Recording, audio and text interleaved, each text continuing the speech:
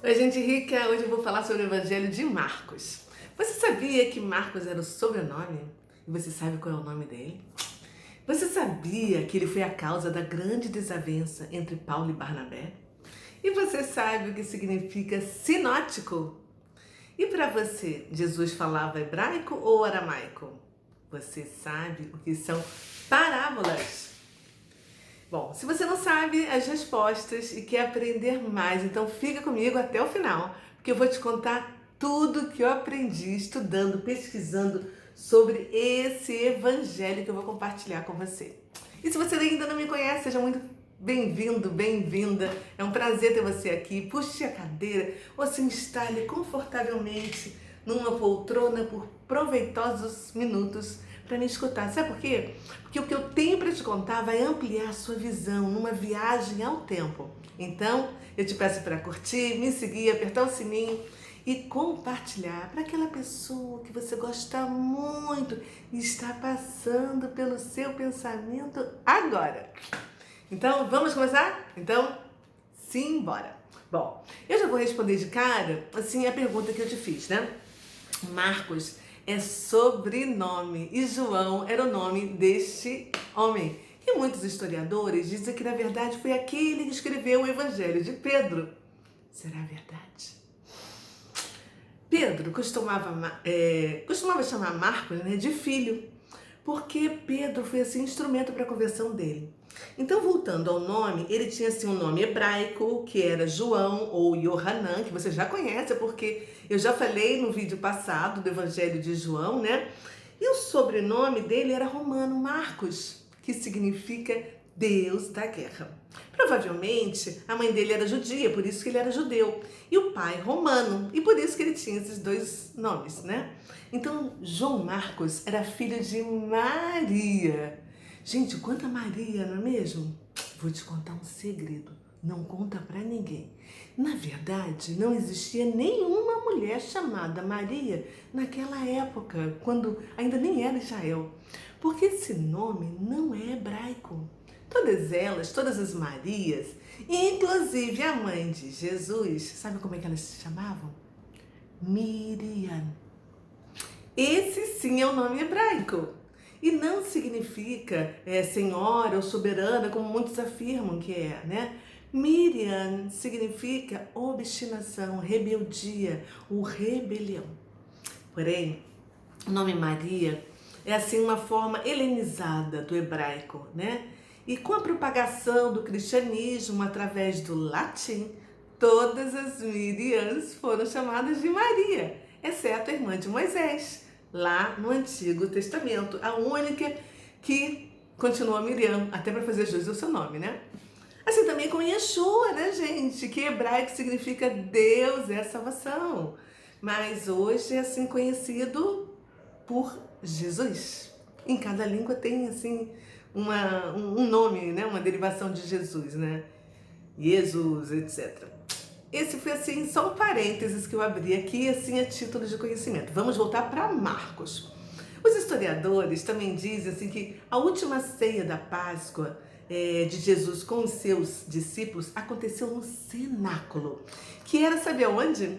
Na casa de Maria, mãe de Marcos, onde depois os discípulos ficaram reunidos em Jerusalém até que viesse o Espírito Santo 50 dias depois da Páscoa, em Pentecostes, com línguas de fogo.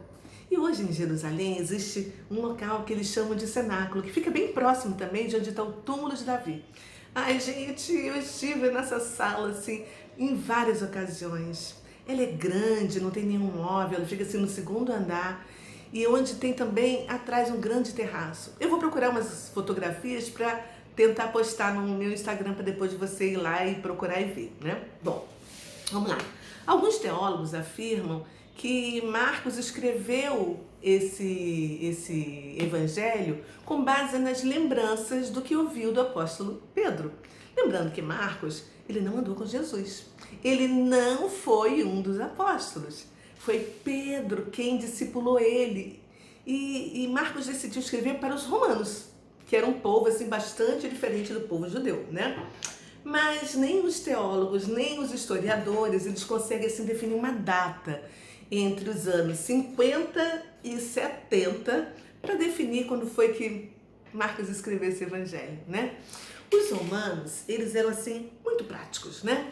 Eles não se interessavam por genealogia, nenhum tipo de dogmatismo religioso e também não se interessavam pelo passado das raízes das suas crenças. O que eles queriam, na verdade, era assim ouvir uma história simples da vida de Jesus, sem muitos rodeios, entendeu? Sem aquelas provas das declarações, das falas dele. Mas simplesmente o que ele fez foi que eles pudessem conhecer exatamente quem era Jesus. Porque os romanos acreditavam nas atitudes, nas ações, nos resultados, muito mais nas palavras e nos argumentos das pessoas, né? Então foi por isso que Marcos escreveu o evangelho mais simples e mais curto dos 4. E ele foi o primeiro dos 4 evangelistas, tá? Foi o primeiro livro, gente, a falar de Jesus e de sua obra. Eu já fiz o resumo dos outros 3 evangelhos, tá? Se você ainda não assistiu, procure aqui embaixo na minha playlist, que eu vou deixar o link na descrição. E Mateus tem, assim, 28 capítulos. É cheio de parábolas. E apresenta Jesus a quem? Aos judeus, como filho de Davi, com dignidade, com autoridade de um rei. Ele é o Messias prometido. Já Lucas tem 24 capítulos sensacionais, com muita pesquisa, e apresenta Jesus aos gregos como o homem perfeito. João, gente, foi o último que eu fiz, tem 21 capítulos e apresenta Jesus assim para todos, para os judeus, para os gentios, como o Logos, o Filho do Deus, Criador de todas as coisas, o Verbo que se fez carne. E Marcos só tem 16 capítulos, mas ele apresenta Jesus aos romanos como servo, o Filho de Deus. Ele não faz assim nenhuma introdução do evangelho dele. Ele já começa dizendo tudo. Na primeira linha ele escreveu: princípio do evangelho de Jesus Cristo, Filho de Deus. Ponto final. Porque não teve outro antes dele, entendeu? Ele foi o primeiro a escrever e a contar sobre Jesus para que o mundo o conhecesse. Olha, o Evangelho de Marcos ele foi usado como base para os evangelhos de Mateus e Lucas. E os 3 evangelhos, eles são chamados de sinóticos. E você sabe o que significa sinótico? Vou te contar. E eu vou responder a pergunta, né, que eu fiz no início desse vídeo, né? Bom, você sabe que evangelho significa boas novas, né? E que os 4, né, escritores são chamados de evangelistas porque eles são os portadores, aqueles que levam as boas novas. Isso você já sabe, né? Então, você deve estar assim, se perguntando: Cris, se são 4 evangelhos, me explique por que só Marcos, Lucas e Mateus são considerados sinóticos. O que isso significa? Preste atenção. Ao contrário de João, os 3 evangelhos, eles apresentam assim uma sinopse da vida de Jesus. Eu, como ghostwriter e escritora, né, amo escrever apresentação de livros, né? Quando você entra numa biblioteca virtual para conhecer assim um livro, você busca ler o que primeiro? A sinopse do livro, ou seja, a apresentação, para saber de que se trata aquele livro. Será que é bom? Será que não é? Será que eu compro, não compro? A palavra sinopse vem do grego e significa assim, ver em conjunto, em coletivamente. Por isso, os 3 evangelhos, eles podem assim ser vistos em conjunto. Os sinóticos apresentam semelhanças e diferenças impressionantes. E os 3, eles apresentam Jesus em ação, né?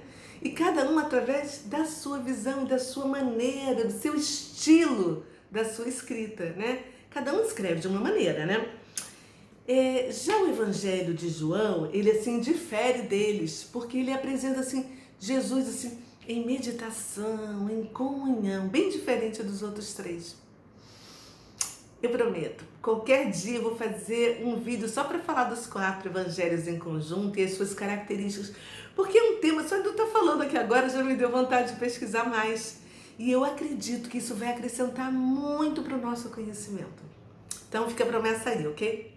Bom, vamos voltar para Marcos, né, gente? Senão eu fico viajando aqui na maionese, né? Bom, então Marcos, ele assim apresenta Jesus como o servo de Deus, como um perfeito trabalhador. Reflita comigo.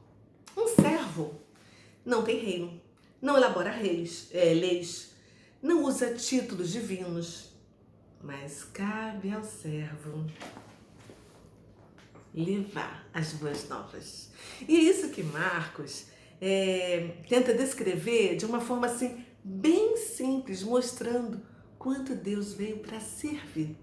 O evangelho dele foi escrito em hebraico, tá? Com algumas palavras apenas em aramaico. Eu já vi muitas pessoas assim com dúvidas. Eu, inclusive, já tive essa dúvida também, né? Será que Jesus falava em hebraico ou em aramaico? E o que você acha?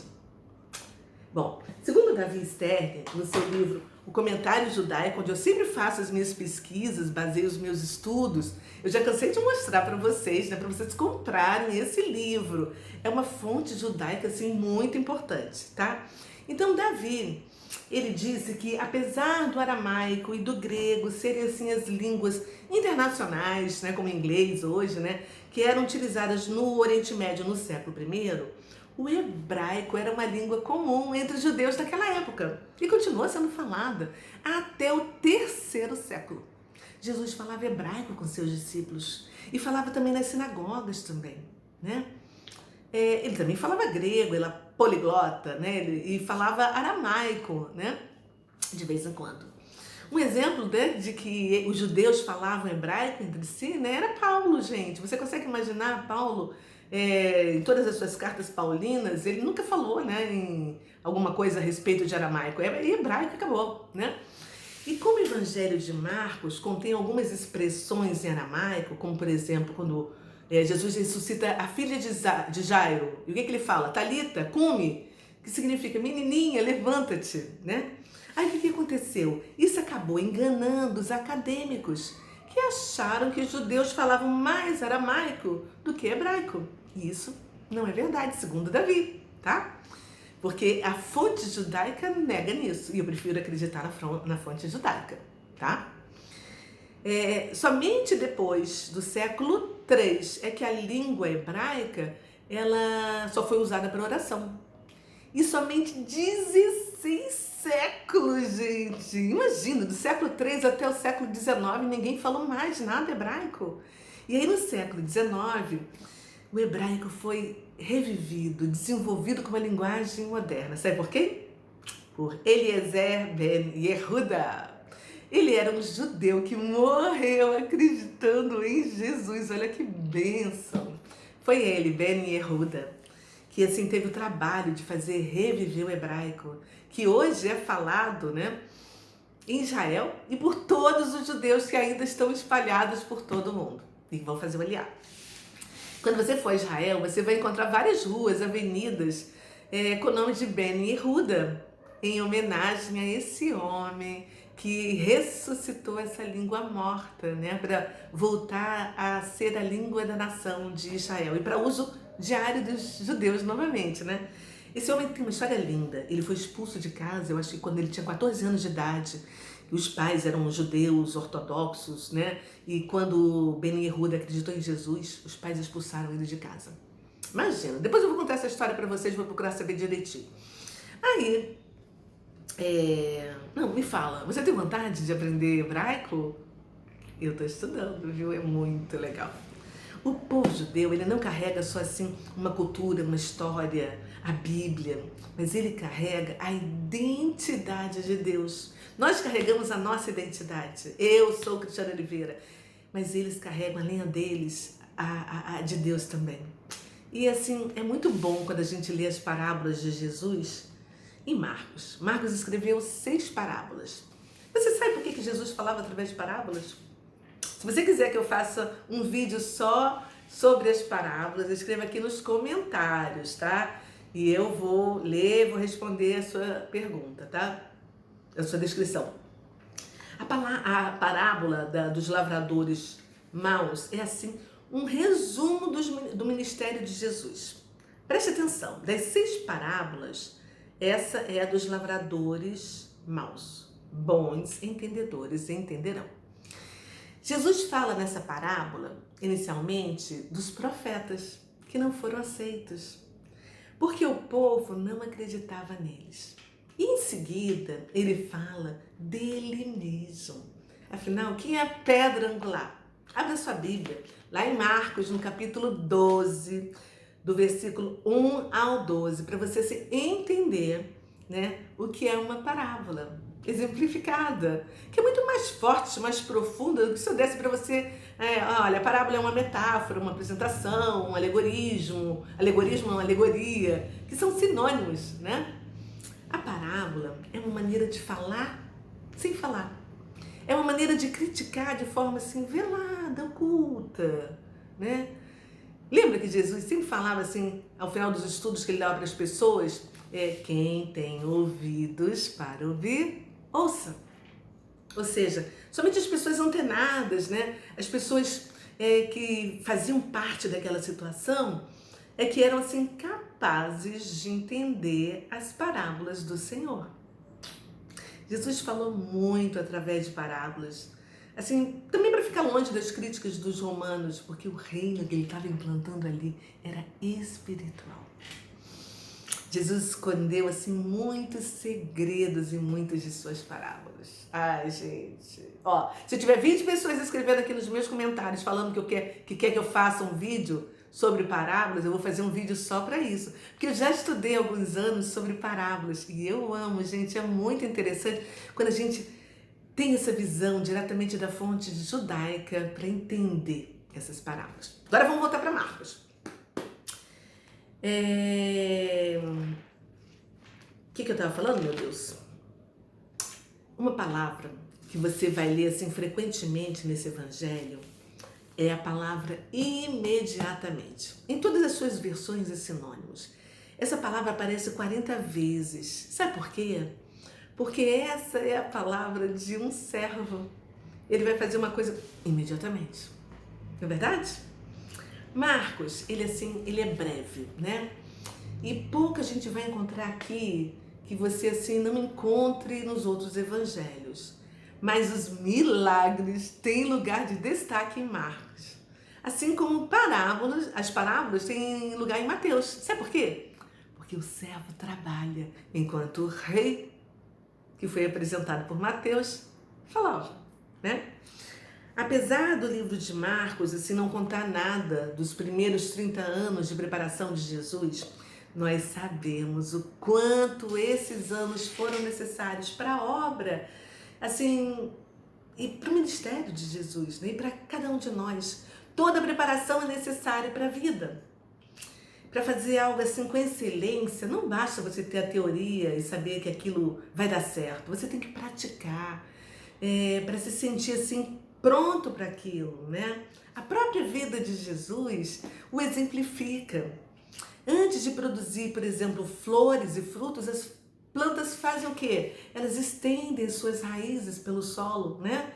E a Bíblia mostra, assim, a preparação dos protagonistas de toda a narrativa bíblica, né? Por exemplo, Moisés ficou 40 anos no deserto antes de ser o líder que retirou o povo da escravidão.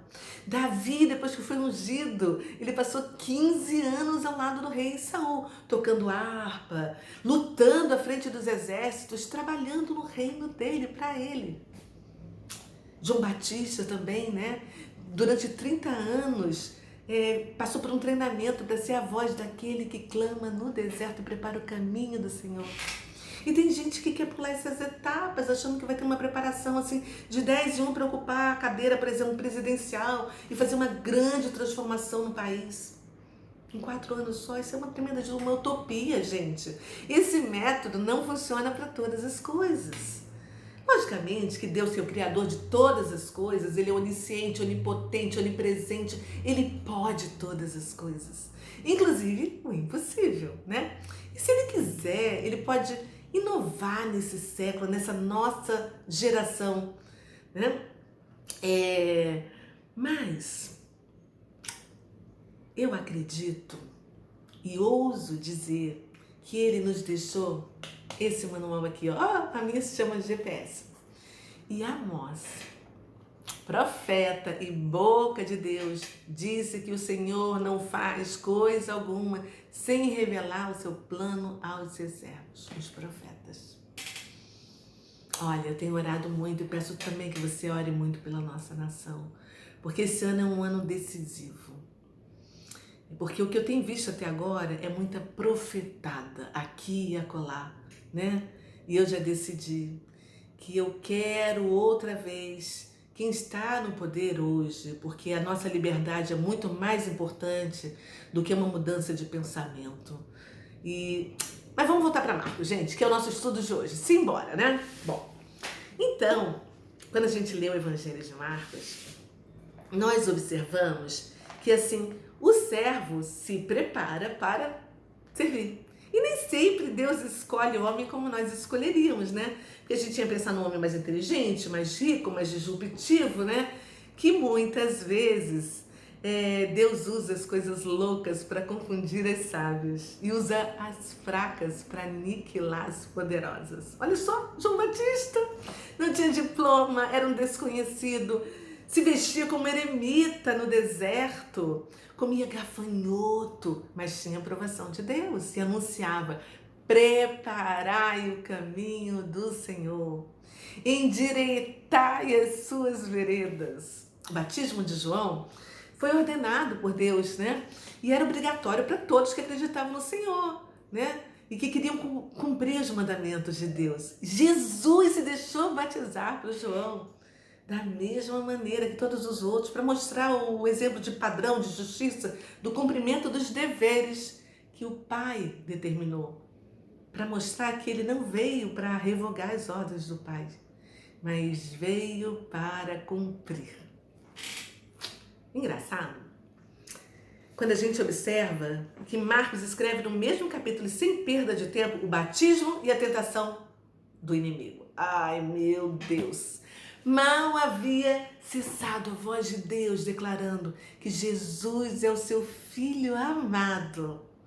Depois que desceu a pomba com o Espírito Santo que entrou em Jesus para proclamar e para confirmar a missão dele aqui na terra.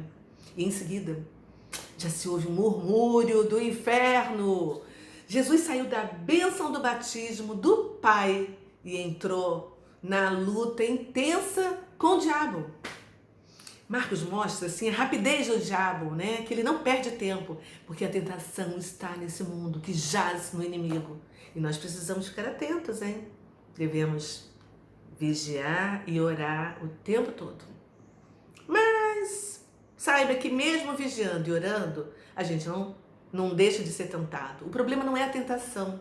Sabe qual é o problema? O problema começa quando nós começamos a ceder à tentação. Aí é que mora o perigo. Se liga, hein? Fica ligado, hein? Pois é. Bom, vamos lá. Marcos, ele mostra, assim, o servo trabalhando o tempo todo, né? A gente lê, ele fez isso, ele fez aquilo acolá, e aqui, e dali, porque Jesus precisava ensinar aos homens o caminho para a luz, porque eles estavam nas trevas, assim como hoje. Ai, meu Deus, quanta gente nas trevas. Marcos, ele mostra como Jesus chamou os primeiros discípulos lá no Mar da Galileia, em Cafarnaum. Completamente diferente como a gente chamaria. Sabe por quê? Porque Deus simplesmente não olha para aquele que está ocioso. Todos eles eram trabalhadores e deixaram imediatamente as suas ocupações e foram para seguir Jesus. Um segundo aqui para reflexão. Quantas vezes Deus já te chamou para alguma coisa e você continua aí parada, pensando: como é que eu vou fazer? Ou até achando que outras pessoas merecem mais do que você? Pois é, para e pensa, reflita. Vamos embora. Marcos mostra Jesus assim, sem muitos discursos, sem muito flash. Ao contrário, Jesus pedia para aquelas pessoas que ele tinha curado ali, né? Não conte que fui eu. Imagina Jesus hoje com o celular na mão, né? Nenhum story, nenhuma postagem. Ele jamais pediria, ei, vai lá, curte. Me faça uma pergunta que eu vou responder na caixinha. Jesus não tinha tempo para isso, gente. Sabe por quê? Porque a seara é grande e os trabalhadores são poucos, sabe? Marcos registra muitas obras poderosas. A gente quase cansa, né, de ver Jesus trabalhando sem parar em Marcos, gente. Foi assim, uma coisa de louco. Quando a gente para perceber, foram demônios expulsos, febre repreendida, várias doenças curadas, leprosos purificados, paralíticos, mão ressequida curada, multidões curadas, tempestade acalmada, endemoninhados restabelecidos. Ai, que mais? Ajuda aí, que eu não dou conta. A gente cansa só de ver Jesus assim subindo, descendo as montanhas de Galiléia, entrando, saindo de barco, quilômetros a pé. Gente, porque não tinha Uber naquela época não, tá? Ele saía da Galiléia, atravessava Samaria, ia lá para a Judéia, subia para Jerusalém, subia para Sião, subia para o templo no Monte das Oliveiras e descia do outro lado para Betânia. Ai, meu Deus, se você não conhece Israel, você deve estar assim perdido nesse trajeto que eu estou falando para você. Mas eu fiz tudo isso que eu estou falando, de carro e um pouquinho só a pé. E Jesus fazia tudo isso a pé. E seguido por uma multidão, ele ia andando e ia curando, ia andando e ia curando. Apareceu uma mulher do fluxo de sangue no meio do caminho dele, foi estancado. Ao mesmo tempo estava Jairo pedindo para ele, para curar a filha dele. Quando Jesus chegou, já estava morta, mas ressuscitou, porque a morte não tem vez para Jesus. Marcos continua a escrever assim, sem piscar os olhos. Depois foram 5.000 homens alimentados. E eu e você passamos na rua, vemos mendigos deitados no chão e não paramos para comprar uma quentinha sequer para alimentar um desses homens que estão na rua famintos, homens e mulheres, que andam e dormem nas ruas. E a gente fica ainda reclamando do frio que está dentro da nossa casa, das nossas camas quentinhas. Pois é. Depois Marcos nos mostra Jesus andando sobre as águas do mar da Galileia. Ai, que saudade de lá. Se você tivesse noção do que é aquela brisa batendo no seu rosto, aquele silêncio falando no teu rosto, aquela amplidão, aquelas montanhas ao redor do mar da Galileia gritando para você, foi aqui que ele andou sobre as águas, foi aqui que ele fez o vento parar, foi aqui que ele fez os peixes pularem das gentes. Foi aqui que os surdos ouviram, os mudos falaram, os cegos viram. E todos que Jesus tocou foram curados. Ai, meu Deus. Marcos mostra ao mundo que Jesus tem poder, né? Sobre a enfermidade, sobre as leis da natureza, sobre os demônios e sobre a morte. Será que você conhece um servo de Deus mais poderoso do que Jesus? E ele deu para você. Deu para mim o poder de fazer tudo isso no nome dele. E ele disse que nós faríamos ainda muito mais. E aí eu pergunto, por que eu e você não fazemos? Será que é porque nós não estamos verdadeiramente com ele, em espírito e em verdade? Será que a gente fica só no blá, blá, blá? É tempo de refletir, povo meu, é tempo de voltar para casa, para o primeiro amor. E Marcos descreve isso tudo tão rápido, que a palavra de Jesus chega ao destino certo, de forma mais urgente e segura do que o drone do Jeff Bezos, que vai ser capaz de entregar as encomendas que você compra na Amazon daqui a pouquinho. E as descrições de Marcos são assim, bruscas, mas são francas. E os romanos gostam, tá? Ele é o único que fala que Jesus era carpinteiro. Mas também nos conta que Jesus tocou alguém pela mão, que pegou as criancinhas em seus braços, que se condoeu, que suspirou, que maravilhou, que amou, que se irou. E se compadeceu por causa das nossas enfermidades. Marcos faz assim uma admirável declaração a respeito do sábado. Ele fala que o sábado foi estabelecido por causa do homem, não o homem por causa do sábado. E se você não sabe, existem 7 curas de Jesus que fez no sábado. É muito lindo. Ai, gente, olha, guarda na sua mente apenas a conclusão de Marcos que qualquer ação, né, que ajude o homem é lícita no sábado. Está assim em perfeita harmonia com os desígnios de Deus, com esse dia de desfrute, porque o sábado é uma dádiva de Deus. É a celebração do dia da criação. E ele demonstra mostrando, né, que Jesus é o Senhor do sábado. Meu Deus, meu Deus. Marcos também mostra Jesus em oração. Se Jesus precisava orar antes de iniciar uma obra, imagina nós. Talvez a nossa falta de êxito, sabe, seja exatamente a falta de oração. Quem sabe, se nós não temos as coisas, é porque nós não sabemos pedir. Marcos, ele descreve assim, um servo rejeitado e mostra que o maior pecado daquela geração e todas as demais era a rejeição de Jesus. Pois é. Meu Deus. Todos nós devemos fazer a escolha. Todo mundo que ouviu o Evangelho, que leu o Evangelho, tem que ou aceita Jesus como seu único suficiente Salvador, ou coloca ele debaixo dos seus pés. Quem permanece em cima do muro já está contra Jesus, já está do lado do inimigo. Depois que Marcos escreve, né, o servo que deu a vida por nós, em seguida ele escreve, sem perder tempo, a grande comissão. Em Marcos, os discípulos devem tomar o seu lugar e com urgência devem servir. E nenhum recanto da terra deve ser esquecido, nenhuma só alma deve ficar de fora. Porque Jesus falou, ide por todo o mundo e pregai o Evangelho a toda criatura. E aí Marcos descreve que Jesus foi recebido no céu à destra de Deus e está intercedendo por mim e por você e confirmando a palavra dele por meio de sinais que se seguem.